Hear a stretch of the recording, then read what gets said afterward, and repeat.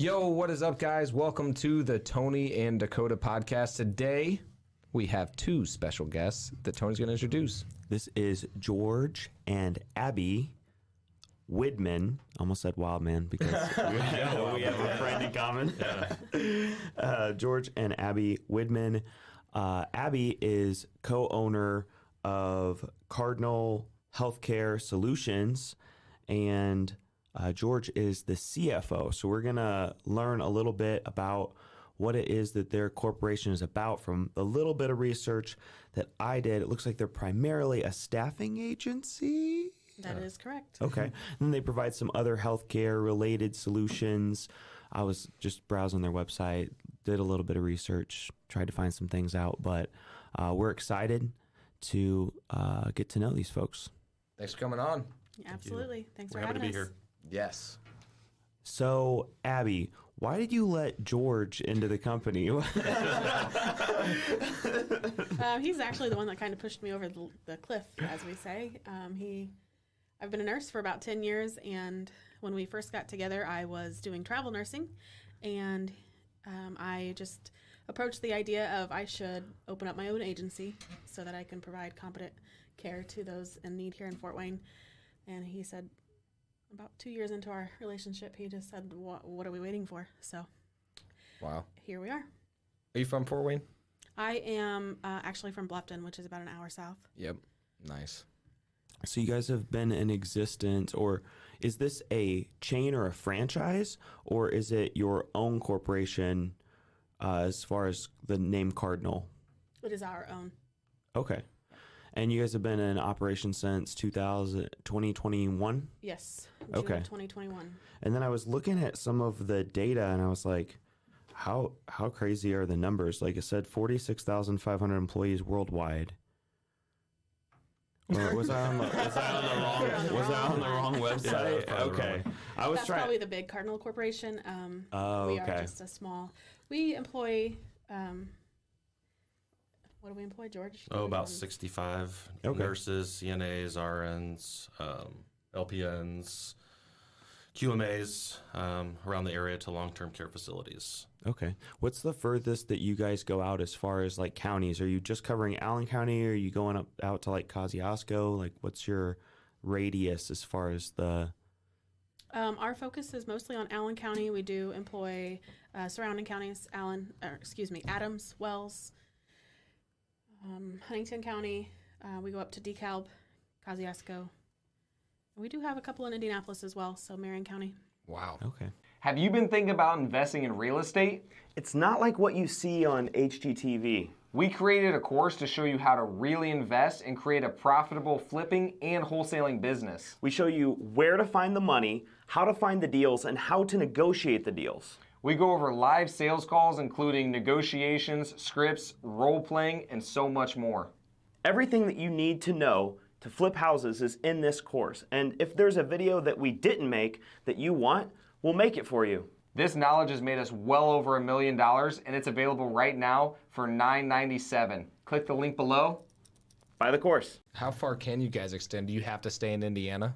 We do not. We can get licenses for other states. We just haven't approached that quite yet. Gotcha. Is that something in the future then? It's possible. We're pretty busy, just the 3, 4, or 5 of us that we have in the office right now, just in this area alone. We would like to branch out eventually, but we not only have the healthcare solutions, but we also have a school as well, which is Cardinal School of Care. So we not only employ them, but we also train CNAs to become QMAs, with hopes of them eventually coming to work for us. Not right off the bat, because we don't necessarily want a brand new CNA working for us. Mm-hmm. We would at least like to have them work 6 months probably in the field before they come work for us. Got it. All right, tell us about like how this all got started. So tell us like your background, and then how you guys met, and then how this transitioned to, hey, let's do this company. Obviously, you said that he pushed you, but like, what's your guys' backgrounds, like all of that stuff? Give us the whole. So I'm sales. I'm at Dakota actually. Jesus, how long ago was that? 5 years, 6 years? I don't know. Even longer than that possibly. So I sold cars for about 15 years. got out of the car business after that time. Met Abby via Tinder. I super liked her. You only get one a day. Oh, you used your super I like? used my super like. That's special. Used my super like, got her. Got her, it worked. Worked. Does this show you that he super liked you? It does. Oh yes. my gosh. Yeah, she got my one of that day. Pulling data lists like vacant houses, mortgage foreclosures, and tax delinquent properties is important to direct-to-seller marketing. Batch Leads is the main platform where we store our sellers' data and skip trace owners for their phone numbers, emails, and addresses. On other platforms, you end up having to pay twice for the same contact if you've already skip traced it. My favorite thing about Batch Leads is that if you skip traced a contact once, you never have to pay for that contact again. Batch Leads has SMS texting campaigns, direct mail marketing, and Driving for Dollars app integrated in a simple-to-use interface. Click the link below and try Batch Leads today. That's why I don't necessarily employ that strategy. You know, like you don't want to like play so far into it that the other person's like, whoa, that's weird. They're using their super like on me. I don't know about that. Yeah. That usually makes people feel special though. Yeah, she was flattered. I Yeah. initially bypassed him. He was a little too tall for me. Yeah, that was the first time I've heard that. But yes, so like she said before, we were in a relationship. It was kind of awesome. COVID wasn't awesome, but it was awesome for us. She got to travel all over the country, worked COVID assignments. She went to New York, ground zero, in the hospital in the very beginning, Times Square, a ghost town. I mean, she was there for all of that. And then she was able to secure a contract in Pennsylvania, in Bethlehem, Pennsylvania. So we actually went out there together. During COVID, I drove for Uber Eats, I drove for Uber, I drove for DoorDash, made a killing doing that. So while she was out there doing a COVID assignment, I was driving DoorDash, and we stayed at an extended stay for, about a month? It was an 8-week contract. 8 weeks. So we were out there for about 8 weeks. So I got to be with her. Came back. Then she went again out to Texas.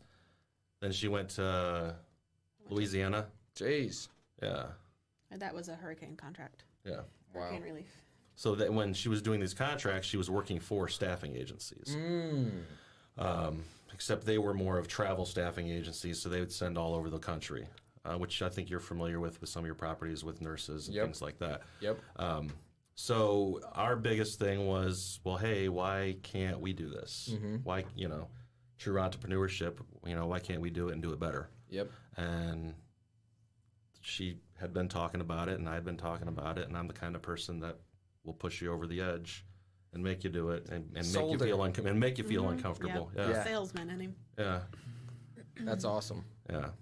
So that's kind of my side of that story, and our day-to-day, I kind of sit behind the scenes and allow her and her brother to run everything, and I just say no.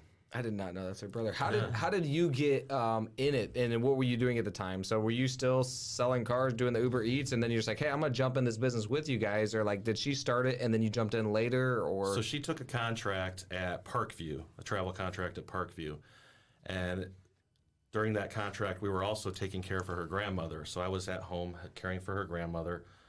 In her last days, she was on hospice in our home, and her grandmother and her father are behind Cardinal. Cardinal actually has a meaning and a name. It's not just Cardinal of, Indiana, state bird. There's I'll let her get more into that, but there's a meaning behind the name of the business, meaning behind the logo, all of it. But while we were taking care of her grandmother in her last days, that gave us the opportunity of me to have more time to be at home helping grandmother, her working these long shifts, making enough money to start this business. While she's out working, me and Lucas were, on the phones calling facilities, cold calling. That's all we did in the beginning. Wow. Because we didn't have any facilities. So you have to have facilities to be able to staff the facilities. You got to have a contract with that facility. The only way you can get a contract with that facility is to call them. That's it. Wow. And that's what we did every day. Abby would leave for work around 9 noon or 1, and then we'd get on the phones, and we just hammer the phones for about 3 hours, 4 hours every day. Wow. And we'd heard a lot of no's, just like cold calling, you know. And then we're, all right, we'll call you next week, see if we need the help. Yep. And a lot of those turned into getting a hold of the right person at the right time, because it's a lot of leaving messages, you know, and you know how that is. Nobody listens to their voicemail anymore, but you got to leave it. And it's got to be quick. You know, hey, John, this is George. Give me a call. Blah, blah, blah. Here's my phone number. He's like, well, who's George? Yep. You know? Yep. So they get sometimes interested, just like getting past the, you know, the gatekeeper. Yeah. Yep. Hey, can you I'm here to call John. You know, or hey, this is George. Can you let John know? And then a lot of times the call gets through and it works. Yep. I mean, that's the... Well, the name like George. We get through. Yeah, I mean, we've gotten through many times, and like I said, it's all about getting to that right person. In the beginning, we're calling and asking for the receptionist, and then the receptionist tells us who the DON is. That's the director of nursing. So the next time we call, we're asking directly for the director of nursing. Are you letting deals fall through the cracks because you don't have good systems in place? We've been there before, and honestly, we've tried several different CRMs, and RE Simply has been the absolute best. RE Simply tracks your KPIs, does automatic follow-ups for you, and even records incoming phone calls. The system is very easy to use, and honestly, it has more features than we even know what to do with. If you're looking for a great CRM, try RE Simply today. Click the link in the description below. Check it out now. Then you find out who the executive director is, because that's who you need to talk to for the contract. So the next time we call, we're not asking for the DON, we're asking for the executive director. So every time we call, we're just getting information. And that's one of the things I always told these guys is like, hey, a call is a good call, even if you just get information. You know, it's not always about closing that deal that day. It's about getting the information. Next step. That's what I always try to explain to the sales guys. It's not about closing the deal, man. Stop trying to close that deal right there when you first talk to them, especially on a cold call. It's about getting to the next step, creating that line of communication, going to the next step, next step, next step. And then eventually you end up at the finish line. You're like, holy crap, I can't even believe we got here. So, yeah, love it. All right, tell us your side of the story now. All right. Well, I've been a nurse since 2013. Started out at in a hospital setting here in Fort Wayne. Parkview or Lutheran? St. Joseph. St. Joseph. This part of Lutheran. Oh, it's Lutheran, but it's the one they just tore down. Oh, okay. That was my It's baby. the one where you're like most likely to get bed bugs. That's right. You got it. She knows that for sure. Never got them, but I sure took My care of them. ex-wife brought them home to me once. Oh, no. To you only? That's why she's his ex. I was kidding. I'm just joking. Well, it's no funny joke. it's funny she talks about the bed bugs like that, because no matter where we go, it's ingrained in her now that she's looking for bed bugs because I of won't that get job. into the bed at the executive or extended stays until I check everything thoroughly, because St. Joe will do that to you. Downtown hospitals. Yep. Anyways, I started out there as a student nurse, graduated, went to Lutheran for a while on their big telemetry unit, which is basically a medical surgical, and then went back to St. Joe. Started traveling when COVID hit. That took off. I went to New York City. Being in Times Square all alone without anybody else in the square with you is quite surreal. Is that your first time to New York? No, it was my second. The first time was a vacation there, so I saw the city and I saw the action before COVID happened. That's insane. Yeah, so me by myself in Times Square was very surreal, but the newscast was, you see it on the news, like the Bayview Hospital, which is where I was, the refrigerator trucks with the bodies in them. That was all over the national news. That was real, and I can attest to that. I definitely saw the dead bodies lined up and getting on those frozen food trucks. So it was very humbling. I was blessed to be well and taking care of those people. But I came back home. I was a little afraid of COVID at that time. We didn't really know what it was. That was March of 2020 when it first started. So the world shut down that week, and then a couple weeks after. Came back home, did some assignments here locally, went out to Texas, did another COVID assignment, hit Louisiana's hurricane relief. And during the summer, we actually took that Bethlehem, Pennsylvania assignment, that's where we kind of talked more about, hey, why don't we do this when I get back home? I had worked locally for a few agencies here in town. We are quite close. Most of the owners here of the other agencies and we know each other, and we talk quite often. So I decided that we needed one that was had competent, compassionate care, and that's kind of where how it all started. I approached Lucas, my brother, to be the co-owner with me. He had no clue what I was talking about because his background is psychology, so he wasn't quite sure what I meant by a staffing agency, but he ran with it with me. So here we are. It's been almost 2 years. We've had a good time, lots of ups, lots of downs, but definitely cold calling, and George has done a phenomenal job of being a salesman and teaching us the ins and outs of all the cold calling. He's the one that tells me no most of the time. I will say one thing that was very important for us, and it's one thing I know you guys preach a lot. We did have a mentor. Yes, she's phenomenal. So in the beginning, we didn't know what to do. We didn't even know how to start an LLC, So a lot of searching on our own, and then you get to a point where you can find the information, but you really need someone to help you, help guide your way. And what's funny is, so Abby went to school with another nurse, worked with her at St. Joe? Mm-hmm. Yep. I worked with her at St. Joe, became really good friends with her. She's an entrepreneur. She has several businesses. And she started opening up a mentorship. And we were her first guinea pigs, essentially. Wow. And we paid, I think, $1,500 for the mentorship. For how long? Forever. What? Basically, yeah. She's my friend, so I was saying I that. talk to her about everything. Yeah. Of course, it's cheap. I think it's a 6-month program that she does now. Okay. Right. For $1,500 still? No. No. Oh. I was like, that's still cheap. I think $1,500 a month. Yeah, we were probably the basically. success story that allowed her to charge or use us as her. Hey, this is what I've done. That's amazing. Yeah. So she definitely gave us all the insight, all of the materials we needed to start the business, and then it was just for us to take our own personal steps in making the business better. I like it. So what were your startup costs? Like, what did the startup look like? What was the first thing you're like, hey, or like, did you have her as a mentor, or what did that look like? Just getting it started. What was step one and like all that stuff? So we did have her as a mentor, and just like, every business, step one's you got to come up with a name. Yeah. Because you can't even register unless you have a name. Mm-hmm. So we had to come up with a name. We took a long time. We sat down with Lucas, as Abby said, kind of brought him into the fold, and then let's come up with a name. And then that took us quite some time to really think about, what the name of our business was going to be. Came up with the name of the business, registered, and it's not very expensive to register a business.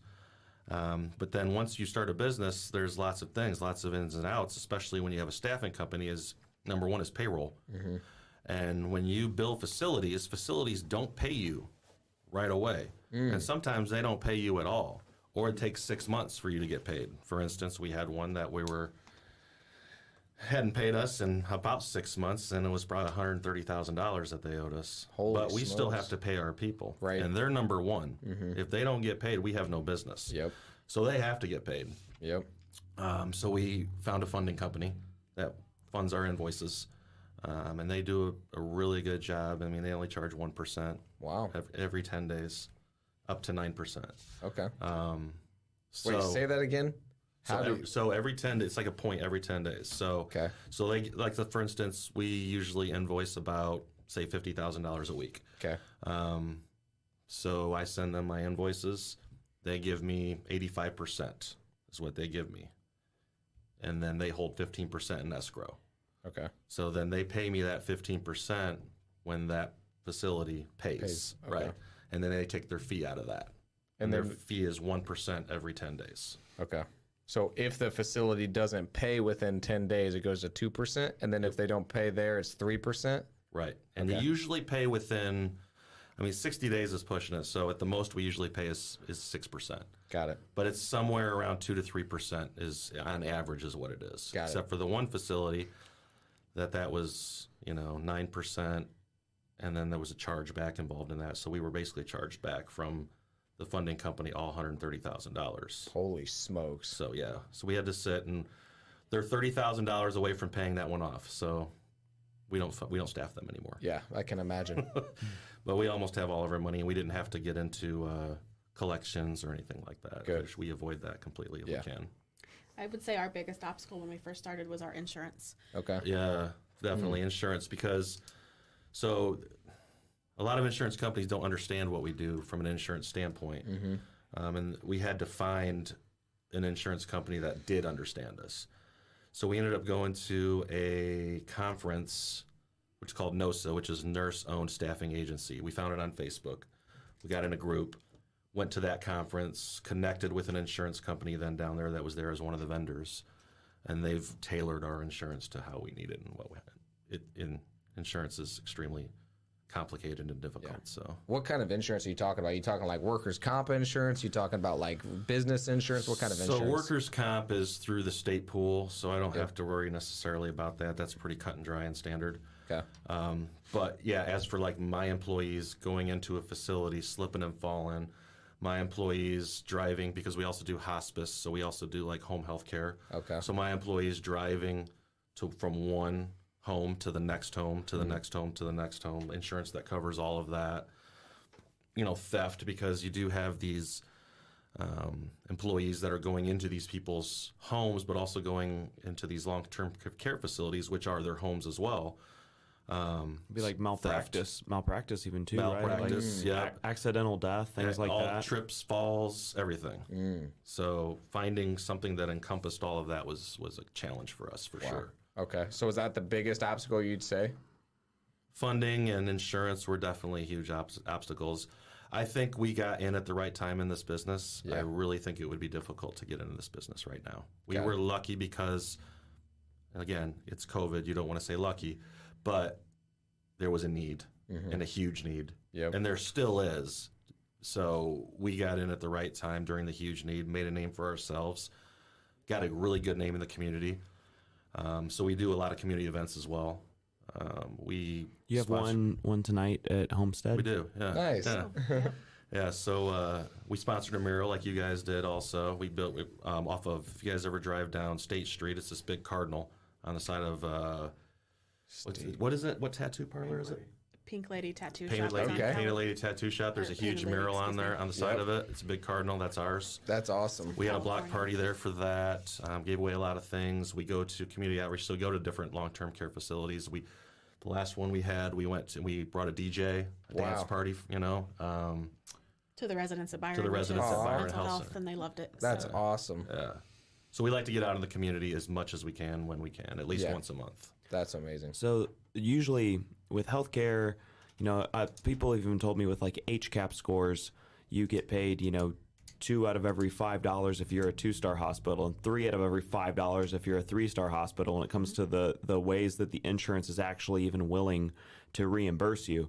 So with the complexity with compliance and paperwork and like different insurance issues and the legalistic nature of working in hospitals, how do you guys stay organized? Like what CRMs, systems, tools, what things do you guys have in place that you're like, okay, this is how we can make sure we get all the paperwork to them so that we're not waiting on anything in order to get paid?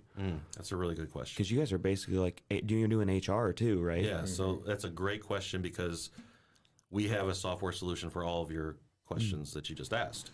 So we have a scheduling platform. Let's start from there. We have a scheduling platform that we use that our employees can get on, see the shift, pick, because it's pick and choose. Like people can pick and choose when they work. It's like a gig economy type of job. It's like Uber, or it's not like anything like that. It's you get on your app, you find your shift you want to work, you pick it, you work it. It's that easy for people. They get their own schedules, they work their own schedules. Everybody gets to, they know what they're going to make, because some facilities they make a little bit more, some facilities they make a little less. Some facilities might give you travel pay because it's a little bit further to drive. Yep. So we have a scheduling platform that all of our employees have for that. We also have another platform that we use that's called Kamana. That platform, Lucas actually is kind of heads that one. That's for mostly onboarding and credentials. So when we onboard somebody, we have all of their credentials in there. Everything you could think of. Every letter. Every letter you could think of, we have it all in there. And then we make that credentialing platform available to our facilities. So if we have a new person coming in there, we can shoot them a link, and that link has all those credentials on there that we decide that they want to see. So if there's something we don't want them to see, we can leave it out.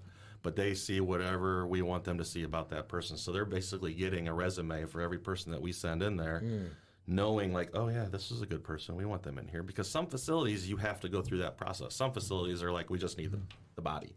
Wow. Some facilities are very strict and very, very nitpicky about who they allow in there. Yep. So we have a platform for that. You got a lot more platforms.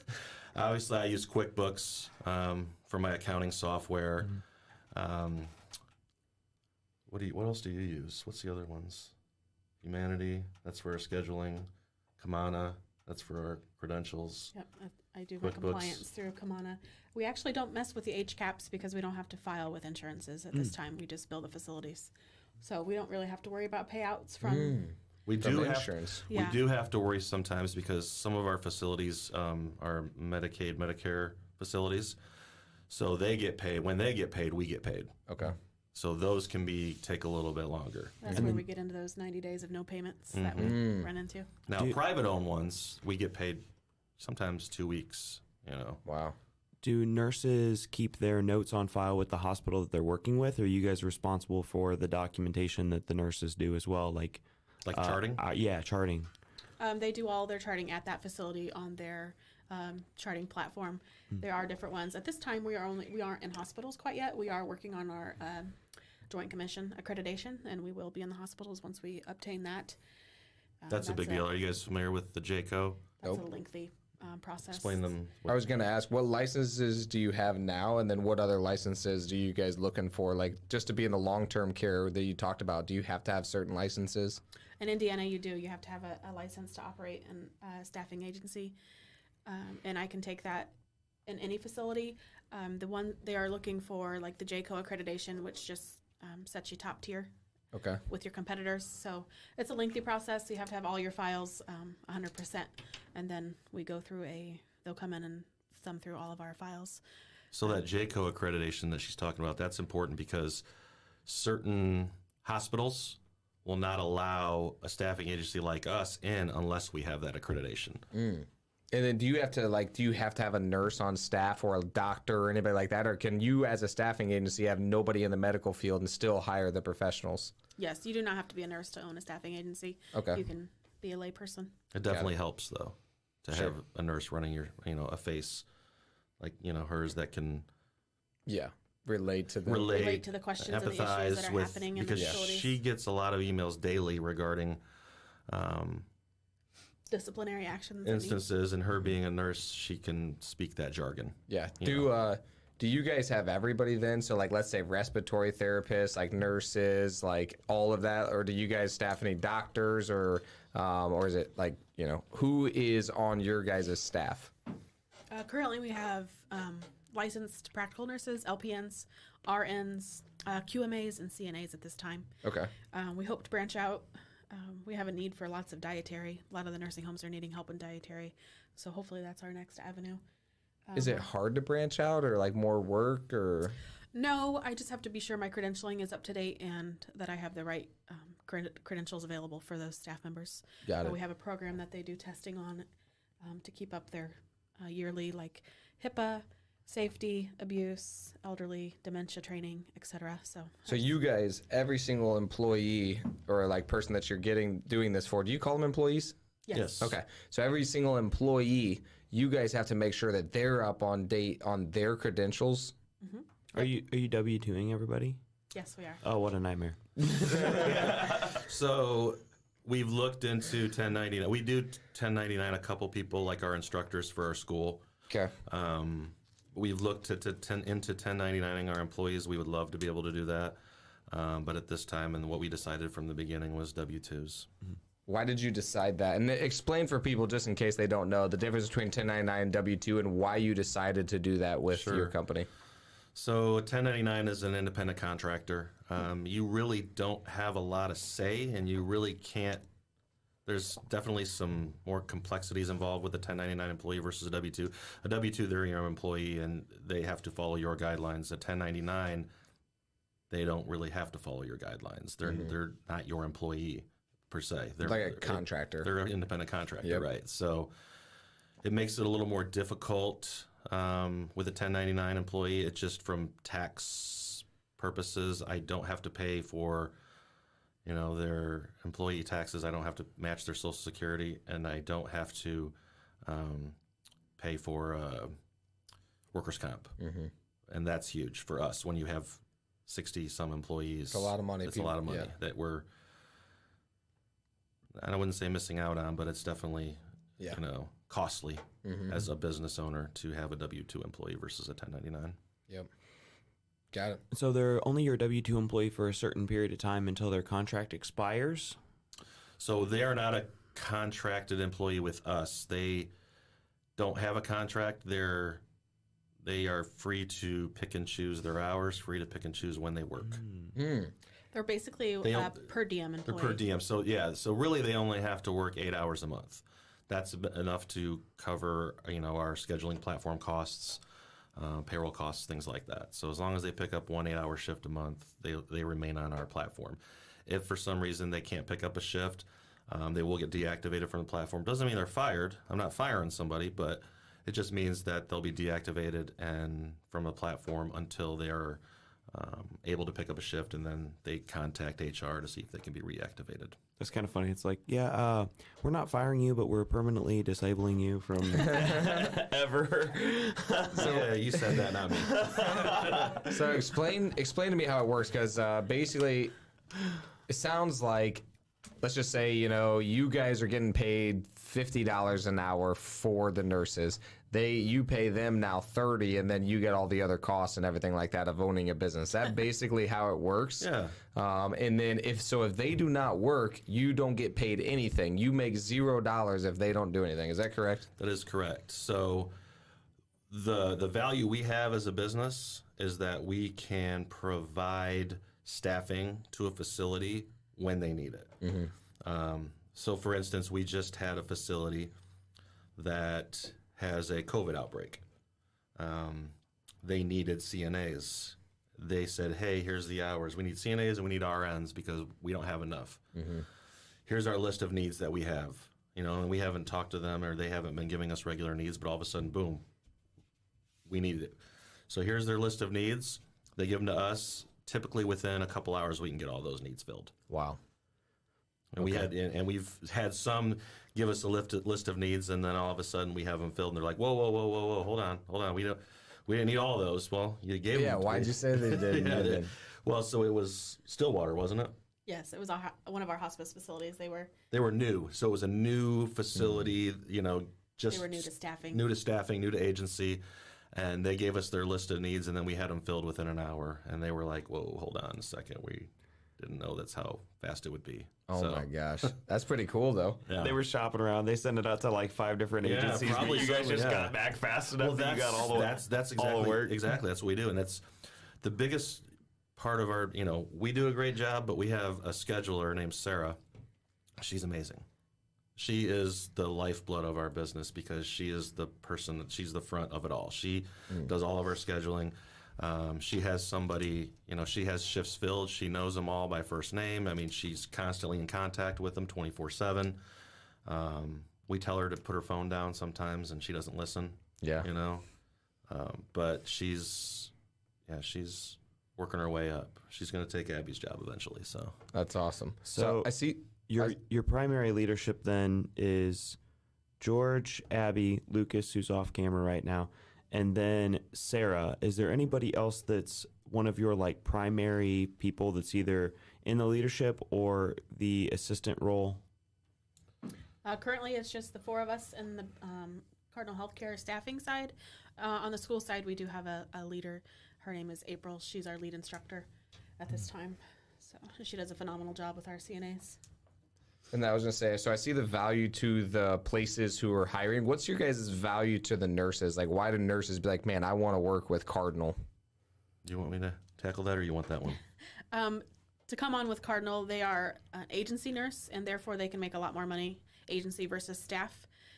They can come here and probably make $10 to $15 more an hour than they would be being hired by that long-term care facility. They have the flexibility to make their own schedules, to pick up potentially a 4-hour shift when you're required to work 8 or 12 at that facility.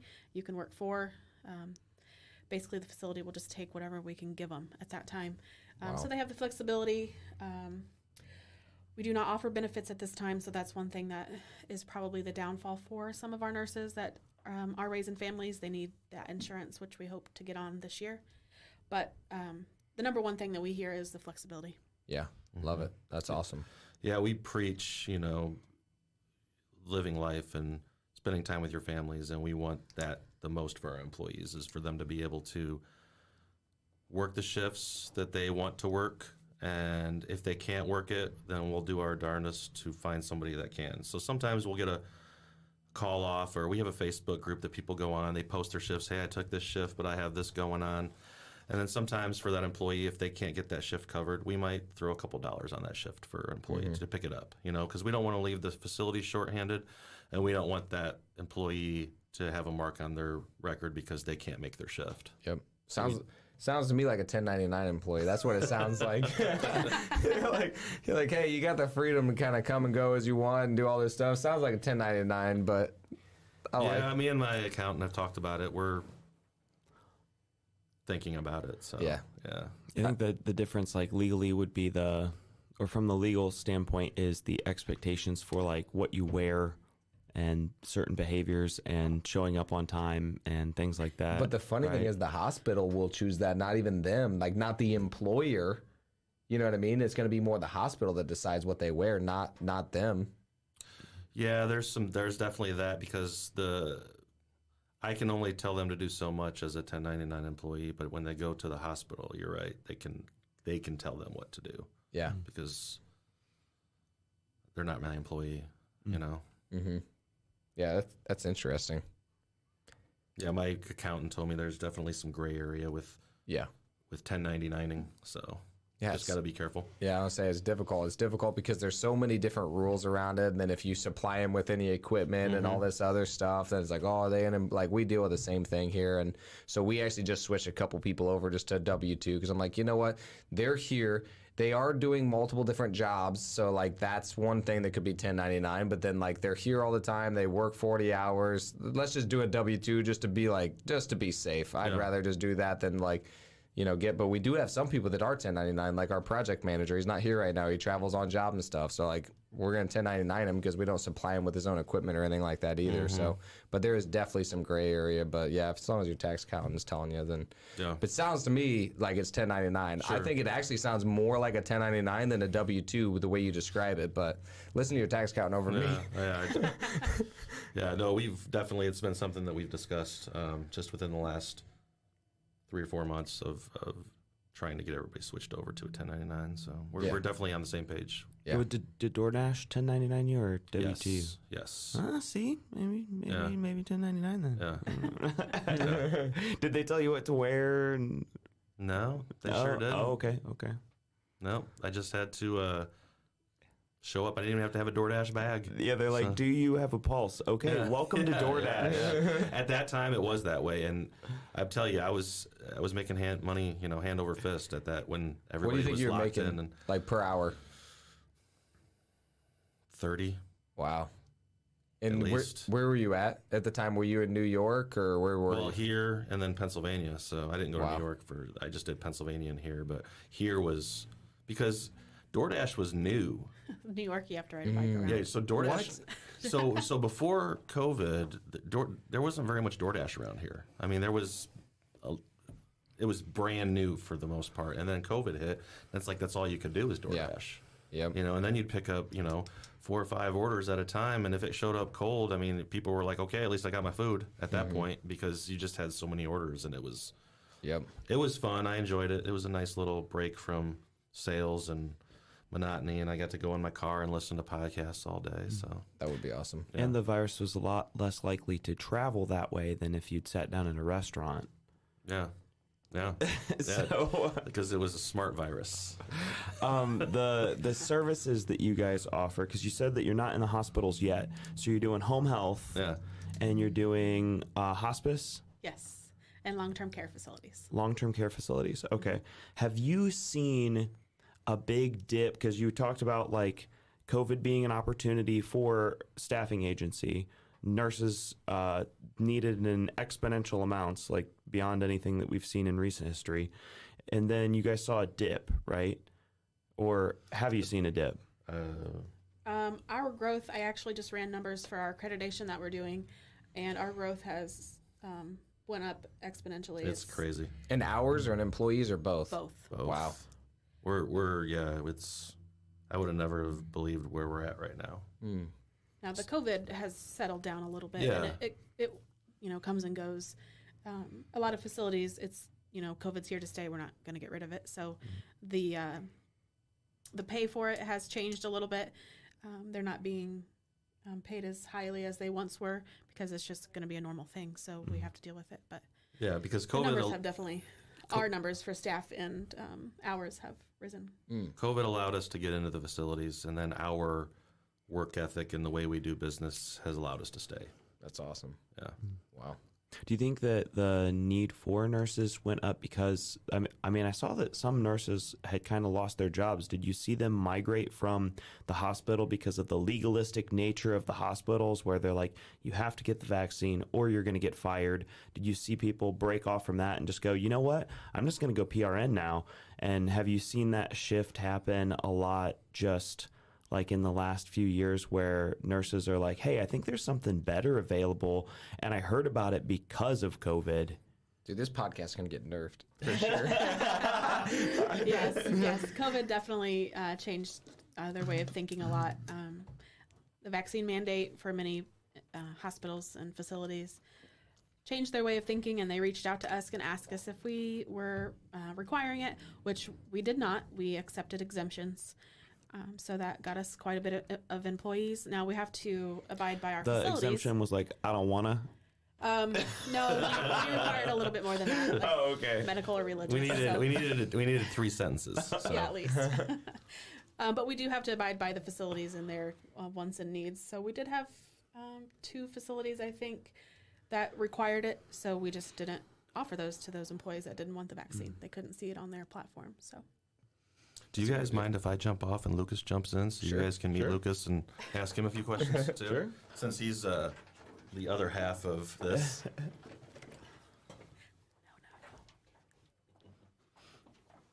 I'll put it on. All right.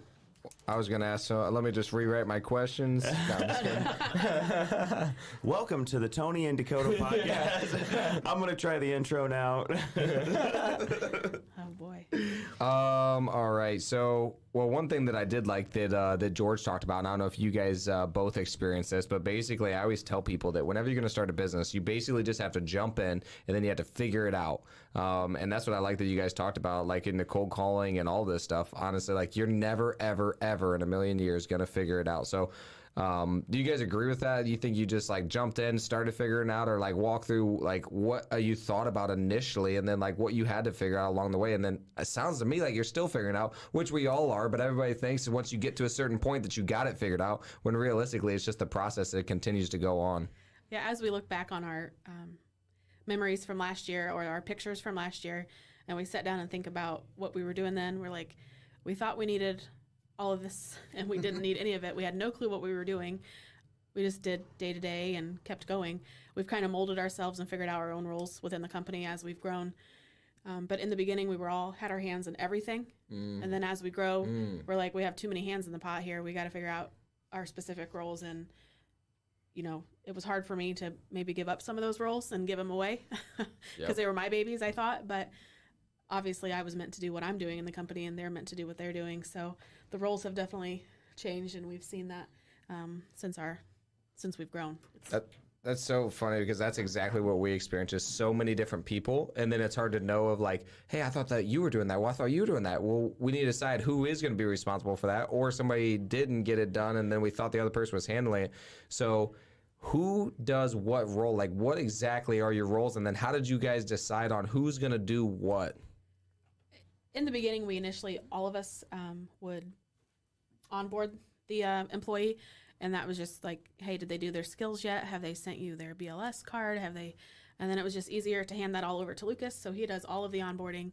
I handle all of the discipline and compliance, and then we have Miss Sarah, who does a phenomenal job at our scheduling, and then George, he handles all the money, all the invoicing, payroll, anything from that standpoint is forwarded to him, and I don't even know the login for QuickBooks. I've never even seen the QuickBooks program, and I never want to. So, I was just about to ask about that actually. So with handling the money, there's obviously you guys are brother and sister. Yes. And then you guys are married. So obviously there's a lot of trust there.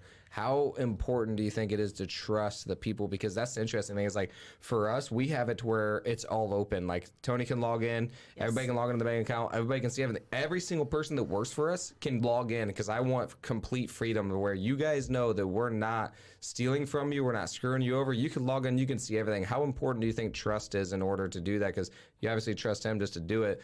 But we also like checks and balances in ours because, like, you know, we're all good friends and stuff. But Absolutely. I think that, you know, it can cause a division if something does happen. It definitely can. We all have a login. We all can see it from day to day. I could log into QuickBooks if I wanted to and read it all. I usually just log into the actual bank account itself and review things from there to make sure charges look good. But we review it. We have a weekly meeting and we sit down and review numbers and talk about budgets and, you know, spending. And I'm probably the one that spends it all, actually. I will say that. On growth? Or what do you guys spend the money on? Office supplies. I mean, I'm always buying stuff for the school. I'm buying stuff to make us better. I'm buying swag. I'm the one that usually does all of the ordering. So I'm the spender and I'm the one that gets yelled at. But How old are you guys, by the way? well, I'm 38. 33. 33, okay. George. 45. George is 45. Old guy. He's old. All right, so you guys keep mentioning the school. Let's hear about this school now. So we talked a lot about the agency. What is the school? Why did you start the school? What is this school that we're talking about? This school teaches teaches students to be CNAs or QMAs. You begin as a CNA, you come to our school, and it's a 105-hour program that the state of Indiana regulates. Wow. We are state approved to teach that class. They regulate us and can audit us at any time. So you come in and you do 30 hours of coursework, and then our wonderful instructor, April, takes them out to our facilities and teaches them the clinical side of it, which they have 75 hours to do out there. We do a majority of our clinical hours at Byron Health Center, which is a new facility near our office on Beacon Street. It is beautiful. We have a lot of great feedback from the employees there. It's a mental health facility, so it's good to get. I think the stigma on mental health is important, and we need to get out there and teach and educate those on mental health, and that it's not scary to take care of somebody that has an issue, as we once thought. So just to get them out and get them exposed, I actually put my daughter through the course, and she took a full-time job at Byron. So she loves it. The only reason I know George stated that we don't hire our new aides, and that is only because we would do them a disservice. We are an agency, so you jump in head first when you walk into that facility, and you are expected to know everything about your role. And as a brand new CNA, you're not going to know everything. So we want you to go get that 6 months of training that you deserve at that facility. They'll usually give you 8 to 12 weeks of one-on-one training, and you need all of that training to get to be the best that you can be. So once they get that 6 months, we bring them back, and they can definitely get on our roster. I was like, that's so cool. What were you going to say? Most of them. Not all of them. Yeah, that's what I was going to say. Is like, man, that's so cool. You're creating a funnel for your other businesses. And then I'm like, oh, dang, now you got to wait 6 months. That's unfortunate. Yeah, but we have a lot of CNAs that we put through the QMA, which you have to be a CNA first prior to being a QMA, which is a qualified medication aid. So we do hire most of those because there already are CNAs that take our QMA course. So they just transfer roles and make $10 more an hour after they get that certification. So you can't hand people pills until you get your QMA? That is correct. Aha. Interesting. Lucas, do you feel like your psychology degree helped you in, like, give you a base of knowledge and that sort of thing? Do you have a bachelor's of science? I have a bachelor, yes, in science. Okay. Previous to this, I worked at Bowen Center for about 3 years. Ironically, when I was working there, I always wanted to be the person that hired people. I feel like I get a pretty good read on people. You know, you can just tell. There's only so many patterns people can follow, you know. So I got a pretty good eye at spotting out the ones that'll be good or knowing if they're going to flake. So I would say in that sense, yes, it did help because I learned how to read people better. Do you think that Dakota and I'd make good nurses? Yeah, I think you guys I mean, really, I like what you guys have to preach about God and how you feel about that, and anybody that has that relationship should be in healthcare. So, I like it. Tell us a little bit about your background then. You told us a little bit. So, like, you know, what were you guys like growing up? I'm actually curious about that too. Like, did you guys like fight a lot? And then what got you into this business with it all? He's definitely the annoying little brother. She's 5 years older, so, you know, we had a brother, he passed away, and he was the middle. The prized one, middle child, you know those ones. The prize, I was the middle child. That There was you go. definitely not That prize. explains it. But I was the, I had an older sister and a younger sister. And yeah, I was like the one that I was like, yeah, I lived mostly with my mom growing up. So yeah, that mom's always like the girls more, you know what I mean? They do? Yeah, my mom did. Okay, well. She did not like me. Not Brenda. I was the baby, so I think she liked me. Brenda liked the boys, which is our mother, so. But I don't know, we had a really good relationship growing up, I think. Yeah, it was just the age difference, maturity kind of thing, really. But You know, I'd have my sleepovers with my little girlfriends, and he would be the annoying little tyrant that would come in. But they all seemed to like it. I didn't really care for He was that, trying to hit on them, and they're like, "What's up?" Yeah, it was fun growing up. And then we had Ben. He was our middle guy, and Lucas was the tattletale. So then you would hear Dad coming down the hallway, maybe cursing a little bit under his breath, coming to get me. But I was an angel. So what were you thinking in high school? Like, what were you like in high school? What happened after high school? Did you go straight from high school to college, and then you got your psychology, and then you went to Bowen, and then you went to this, or? that's when, so our father passed away when I was 18. That kind of, you know, everything you think you have planned for your life, kind of, it changes when something like that happens. Yeah. So, you know, that kind of made me reevaluate. You know, I started college. Obviously, hadn't dealt with or mourned really the loss of my dad, and that kind of threw things off on a different timeline. And then I kind of, you know, Ben passed away about 5 years later, and that did another, you know, work a number on my mental health. Yeah. So then after I worked through that, finally graduated college, I was 26, 27, and you know, it took me 8 years, but I did it. Yeah. And then I worked in mental health for quite a while. I was ready to get out. I wouldn't recommend doing that. It is, it's a pain.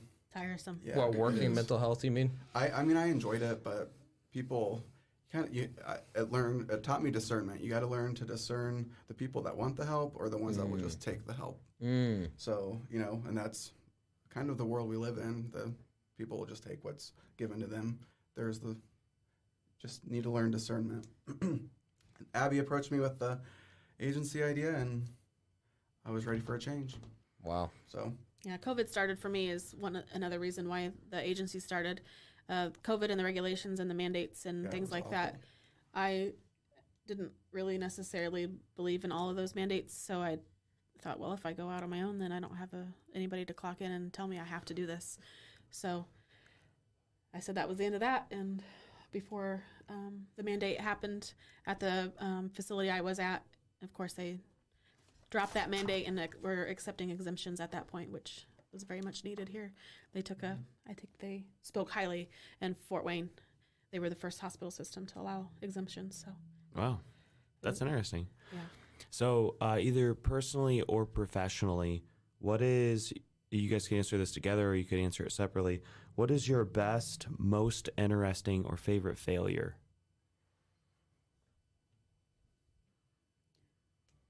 Do you ask this during your interviews? If you were an object, what would you relate to? Well, so I can kind of think of something right off the bat. We had this disgruntled employee that left us a negative Google review. And she also, you know, the next day, another 1-star Google review popped up from somebody that we didn't even have any relationship with, know who she was. You know, we kind of let that sit there for a while. And then a month ago or so, I looked up this person, reached out to the facility. You know, I did some digging. Turned out that it wasn't this individual. It was this disgruntled employee that was Acting as somebody else. to leave us more negative reviews. So anyway, the facility, the admin there, she was very, it was actually Bright Star. She's great. And Shannon, she reached out and she was like, maybe our paths, this is an odd way that our paths are crossing, but maybe it was for a reason. Let's see how we can benefit one another and turn this around. So out of that negative 1-star review, we actually cultivated a relationship and have another facility on our list. So Wow. yeah, That's cool. didn't really hurt us in the thank you, Dr. Kelly. Shout out. That's right downtown too. The Bright Stars, sometimes they help people with like assistance for as far as like paying their electric bill or help them with housing stuff and that sort of thing. Is that That's Right Point? yes. Okay. Yes. Yep. I actually I'm getting work it with mixed them up. at Bowen. So yeah, but Bright Star, they do have an office downtown too. That's their home health, but the facility up on Coldwater is the one that we were working with. So Oh, okay. It's funny because we have a very similar story about the 1-star review. We actually had to let a guy go as a contractor. He was like stealing hours from us. And then once we let him go, he had his girlfriend go leave us a 1-star review. And then as soon as he did that, we didn't have very many reviews at the time. So I'm like, all right, hey, you know what I'm going to do? I'm going to message every single person we did business with. By the end of the day, we had 25-star reviews. So I was like, all right, well, thank you. You gave me the motivation I needed to make this Exactly. happen. So it's interesting how like whenever somebody does that, like, you don't have to see it as a horrible thing. It can actually be like, you can use that for good no matter what it is, an opportunity. So We could double this one up too. This is kind of like the final question. We're getting into it, or do you want to go longer? no, we can get into the final question. I was going to go real deep with him, so it'd probably be too long. You could. I mean, we got time. All right, I got probably 10 minutes till I have to use the restroom, so real bad. We got about that too because we got to get to Homestead, so about 10, 15 minutes. Okay, perfect. Okay. So let me just ask this question. Maybe we won't go too long, but so you obviously went through a lot during your psychology degree. Did you learn anything while you were going through those really hard times from school or psychology? Or what did you learn that actually helped you get through those hard times? Because that's the interesting thing about it is like, dude, you never know how you're going to react when something like that happens because that's some big stuff. yeah, I mean, not to get weird, but it kind of really forced me into a dark place in my life, and I was kind of agnostic, atheist, whatever, and through those negative experiences, it really forced me to confront, things that I never would have given any thought about, and question existence and God and, why we're here really, what's the purpose. And through, the death of my dad and brother, it changed my life, like for the better. I mean, I don't want to say, obviously I miss them, but Yeah. I am grateful for where I am mentally now. So Got it. I learned more from that than I did from school. Wow. So Yeah, it's interesting how we talk a lot about this, actually, how something traumatic like that, we always try to obviously prevent it. And obviously we don't want it to happen because going through it sucks, man. But then like whenever you do have something traumatic like that happen in your life, then it does shape you into the person. And like sometimes that's the only thing that would ever get you to start questioning things like that is by having that extreme to where you go in deep reflection of like, dude, what am I doing here? What is this really about? Like, why am I here? And to go into those deep thoughts sometimes takes some freaking breakdown, which really, really sucks. And something else that we always say that I like that you talked about is things always happen for you, not to you. And that's a difficult thing for people to grasp, especially with death. And honestly, I have not experienced death close to me, and so that's what I'm honestly scared of it because I'm like, man, I don't know how I'm going to react. I've had some other stuff happen in my past that was pretty traumatic, but nothing like that. So it is going to be interesting the way that it goes. The only other thing I want to say about this is I just heard this on a podcast the other day was the guy basically said the only way that you can ever prepare for unseen uncomfortableness, which is kind of what that is. It's like, dude, you can't decide if you're going to have cancer. You can't decide if you're going to get sick. You can't decide if somebody dies or anything like that. You can't choose it, and it's an uncomfortable place to be in. The only way that you can ever prepare for that is by choosing to put yourself in uncomfortable situations that kind of gets you more like ready for it in a way. Like, I'm so used to being uncomfortable that it doesn't take it away, but it makes you more used to it to where you're maybe able to deal with it more like psychology wise, because it all really is about your self-talk. And like you could have went to a dark place and been like, dude, this isn't worth it anymore. And then like, you know, like all right, I don't want to even think about it. I don't want to do this. And then you just go freaking be all alone and stuff. But instead, like if you go to that place where you can help yourself mentally, where you're like, okay, why did this happen? What does this mean? And like ask yourself those questions. It's really going to be about the questions that you ask yourself. I think the more uncomfortable places that you put yourself, you're going to start asking yourself those questions a lot more. So, but yeah, that's some crazy stuff. So did you learn this from books? Did you learn that from psychology? Like, how did you even get to this place where you're like, okay, this happened for me?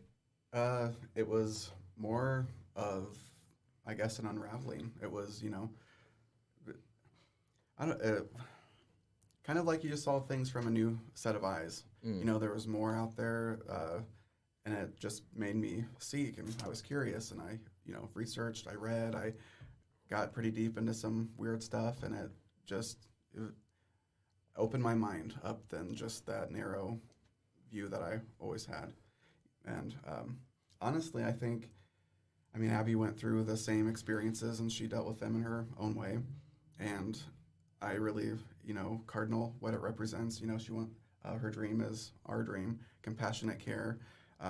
We've been through it, you know, we really have been through the ringer and we've come out on the other side. So we hope that, like, that's something that resonates with our employees and pulls people to us. You know, finding the right people to fill the role. You know, hopefully those people are pulled to us because of our experiences, and when they go to the facilities or the role they're fulfilling, they carry that with them as well. So, Like it. yeah, it's full circle. Yep. All right, we get a final question.